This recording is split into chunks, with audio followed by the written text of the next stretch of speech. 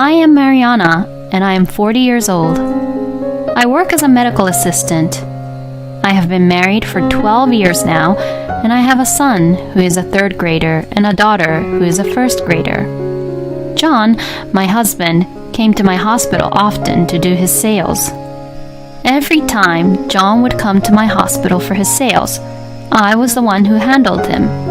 At first, we were on the basis of having just small talks, but then, when we found out that we had mutual friends, we got along. After having dinner together several times, we started dating. And after 3 years of dating, we got married. John is very bright, well-spoken, and great at communicating. He even frequently says it himself that working in sales was his calling. To be honest, John was not my type in terms of physical outlooks, but as we talked, I somehow fell in love with him. It has been 15 years since we met, but even after the kids are in bed asleep, I enjoyed talking with John so much that every time we talk, several hours just passes in a blink. Our 2 children, Patrick and Katie, have grown up very well, and perhaps because they're like my husband, they both talk a lot, so every day is very lively. I think we are a typical family. John is also very active with doing household chores. Tonight's dinner is steak. Do look forward to it. John sometimes declares to us in the morning what he will be cooking for dinner. And when he does, Patrick and Katie will willingly go to school with great joy. John wasn't a cook from the beginning. He could not cook at all when we first met. But before I knew it, his cooking repertoire had grown and I was amazed. The reason why my husband is cooking dinner is because I am not able to be home much. My mother is in the hospital and I visit her every day after work. At first, I would come home early to prepare dinner, but one day John said, "I'll cook dinner and leave the kids to me. Don't worry about the family. I'll take care, so you go visit and stay with your mother." I was so happy that I cried to hear his kind words. From that day, I would try and finish preparing breakfast and do much household chores I can before work and seeing the children off to school and leave for work. My husband would come back home from work and prepare dinner and took care of the children and watch over their homework in the evening. My mother has had a chronic illness for a long time and has been repeatedly in and out of the hospital for the past 3 years. She has not been doing so well lately, and she has been in the hospital for a long time now. To be honest, I don't know what will happen in the near future, so I go visit and see her every day to calm myself down from my anxieties. I lost my father in an accident when I was very young. Since I was an only child, I have only lived with my mother till marrying John.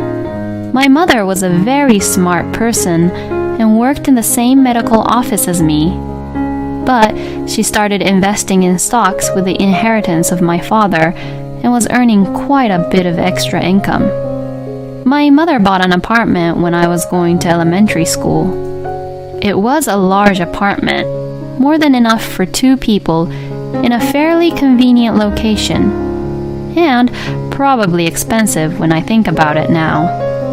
Thanks to my mother, I was able to attend private high school and private college, and she raised me without any troubles or any inconvenience.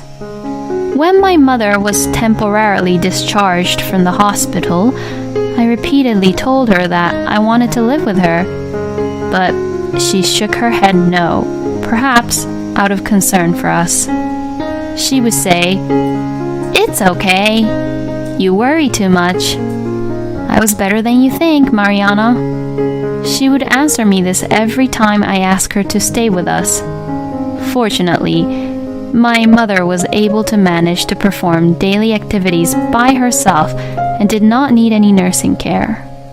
However, I was still anxious about it and went to see her every day, even while she was discharged from the hospital.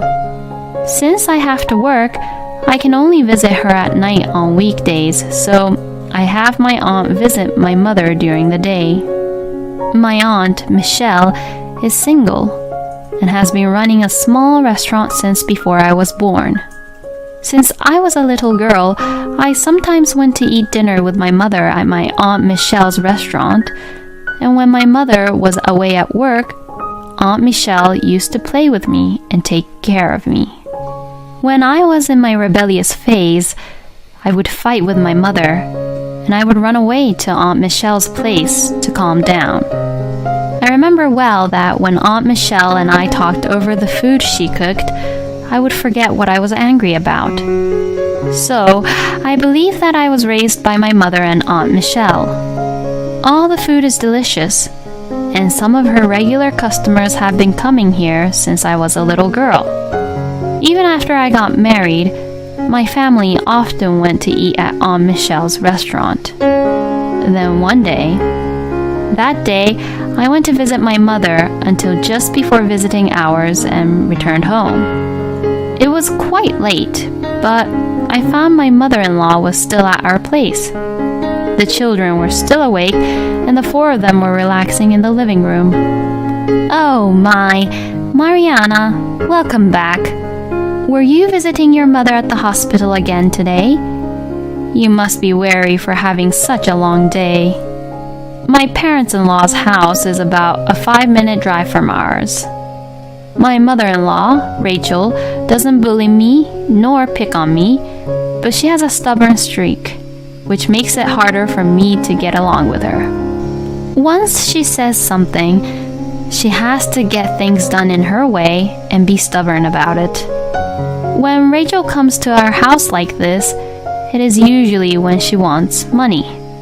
My father-in-law, Craig, still has a job and working very hard, and we're not wealthy by any means.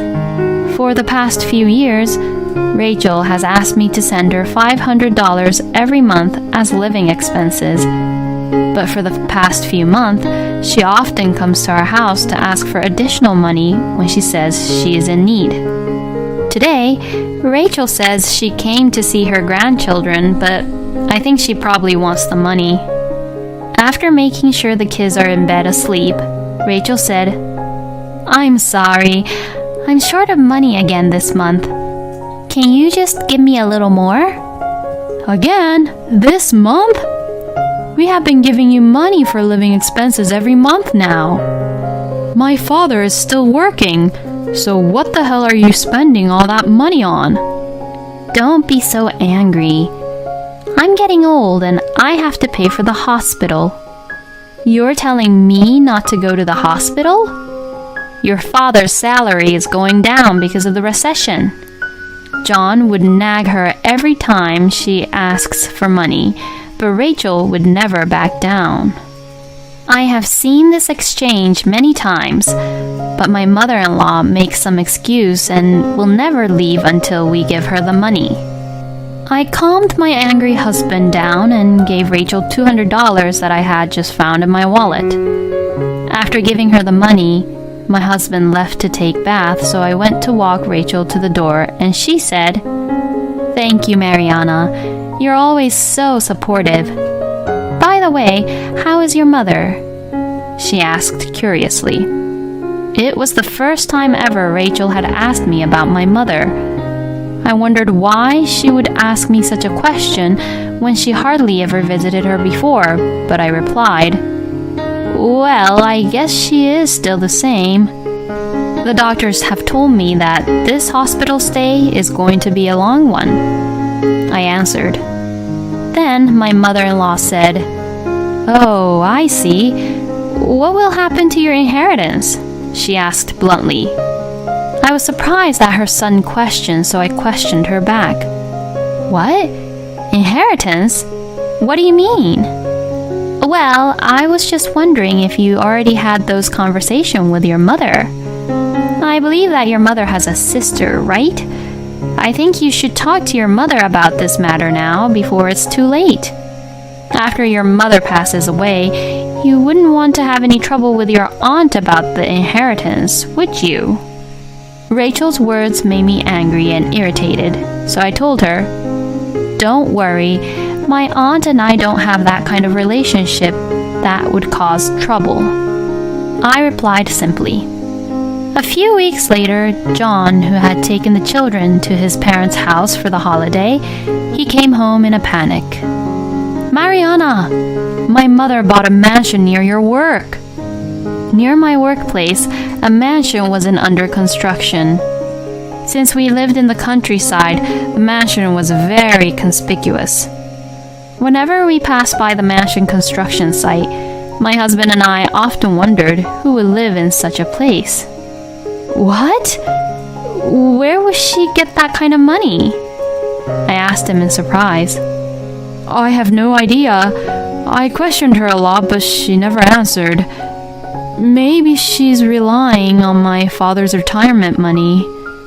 John said this as he wondered. "If Rachel doesn't have enough money to pay for the mansion, does this mean that we do not need to give her any money for her living expenses anymore?" "That's right. It won't make any sense because if she can afford living in that mansion, she should have enough money for her living expense." We were very angry and irritated because we had been giving Rachel money thinking that she was in need. If Rachel has enough money to pay for the mansion, it would be a lie to say that she doesn't have enough money for living expenses. John and I decided that we will definitely stop giving her money no matter what she says in the future. Supposedly, her mortgage and deposit on the mansion has been approved, and the mansion will be completed in 6 months. Rachel told John that she was very excited about living in a mansion in her old age. 1 month after we had this conversation, my mother has passed away. I was quite shocked because she looked well and healthy when I went to visit her the day before. It was a blessing in disguise that I received a call while I was at work that my mother was in critical condition.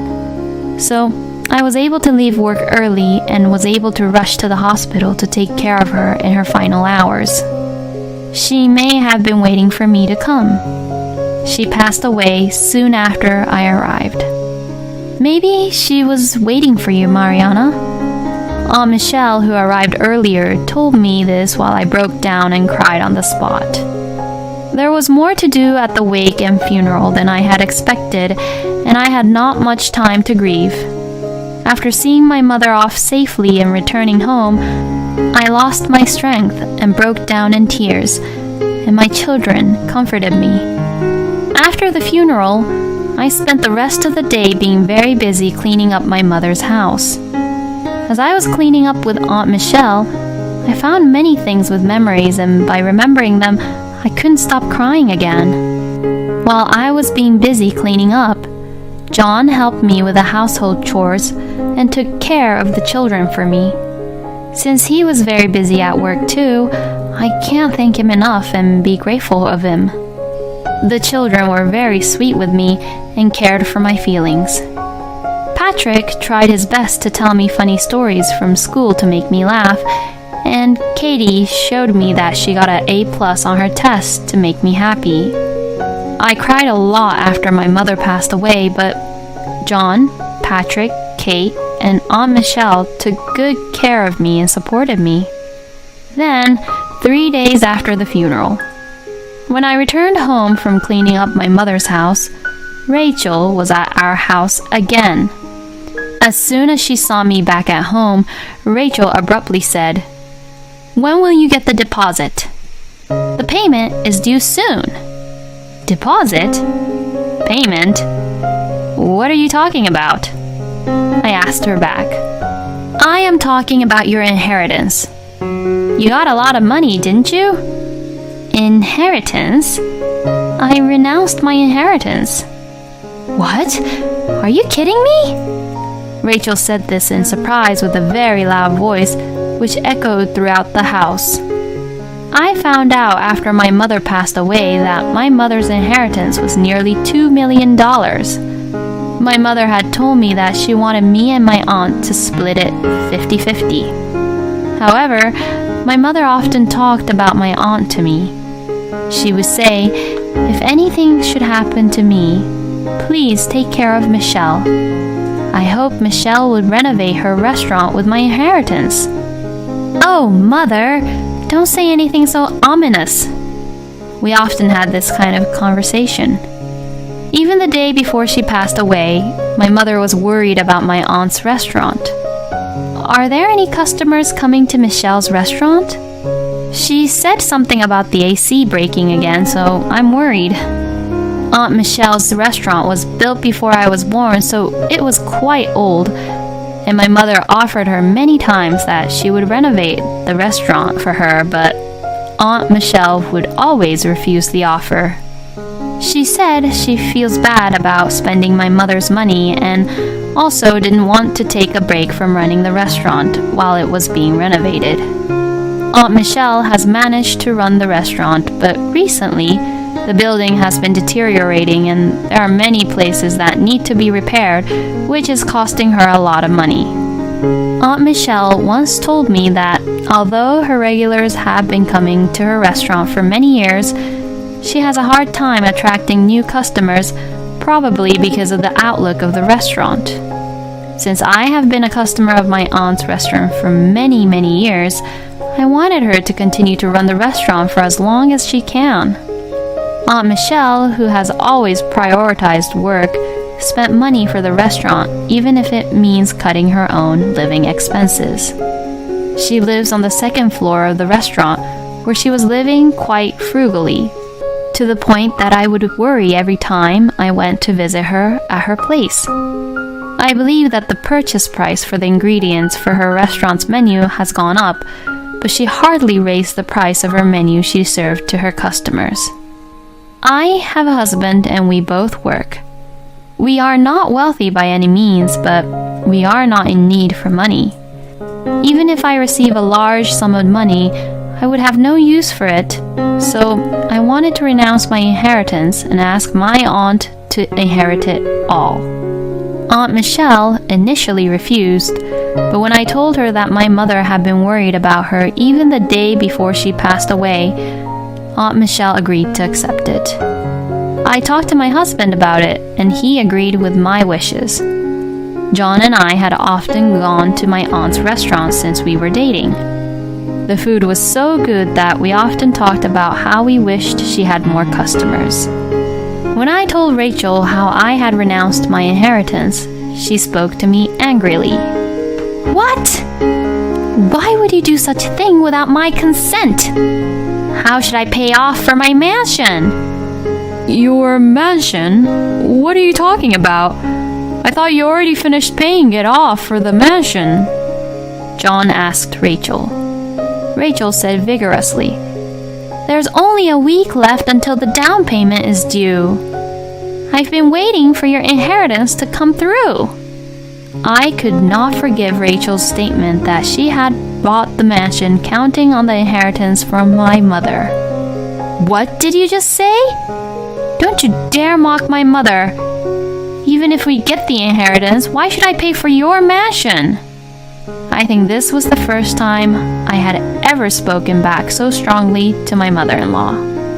I was so angry that I started to cry.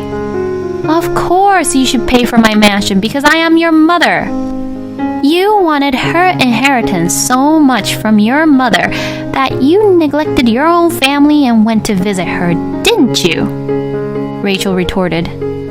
"What a horrible thing to say! I had no intention of that. My mother didn't wish for such thing anyways. Please, just leave."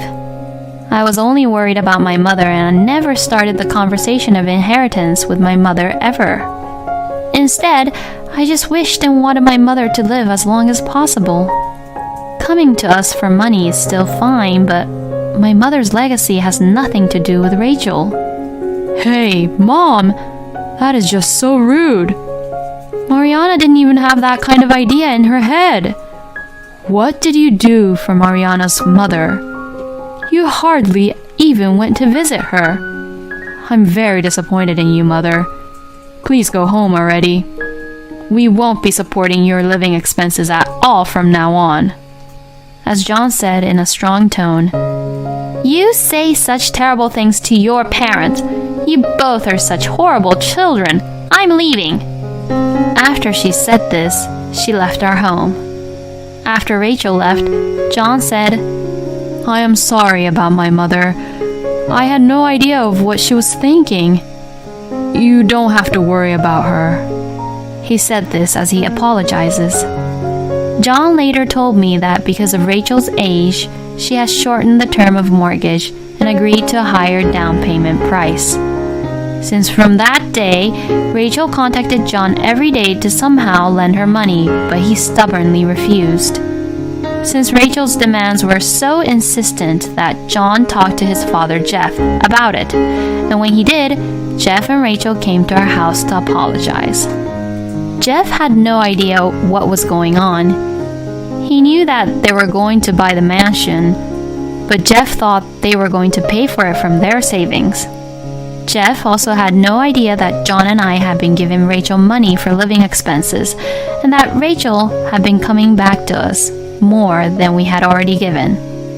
I was surprised to hear from Jeff that Rachel told Jeff that she's going to our house because since I am away from home to visit my mother in hospital, Rachel will support us with the household chores, which she never did. Jeff said that he had left the money management to Rachel, and Jeff did not know how much money she had saved, but he was surprised to find that it was not even half of what he thought it was. When Jeff questioned Rachel, she confessed that she made poor choices in investment, which resulted her to lose some money. Jeff deeply apologized to John and I. "Mariana, I apologize for my wife's rude behavior. I believe Rachel did the worst thing she could have done as an adult. We will take care of the money for the mansion, so please forget about it. I will make sure she will pay back the money you both have given her, even though it will be paid little by little over time." "Rachel, you apologize to them too." "I'm sorry. I will pay back." Rachel apologized in a small voice without the vigor she had shown the other day. "I understand.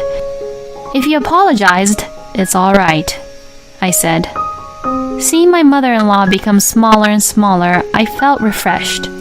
In the end, Rachel didn't have the money for the down payment for the mansion, and she tried to get a new loan, but it was not approved. Since Rachel had already called in to move out of her current house and had no place, Rachel and Jeff decided to move into a smaller apartment with a lower rent. Rachel had been a stay-at-home mom and had never worked, but she started working part-time to pay us back. I took my family to Aunt Michelle's restaurant for dinner. Aunt Michelle told us that there was a piece of land available just around the corner, and she decided to build the new restaurant there. "I will not renovate, but build the new restaurant at the new location so my regulars will be able to eat at my place every day," she said happily. She gave us a taste of the new dishes she plans to serve on the new menu after the relocation.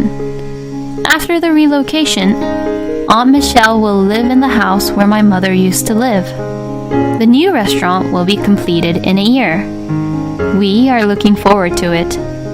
Thank you so much.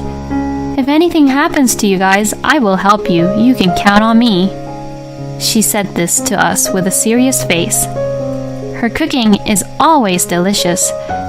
It is the same taste I have had since I was a child. Katie and Patrick both like it and are very happy. I think my mother is smiling at us from heaven when we are eating and enjoying Aunt Michelle's food together as a family.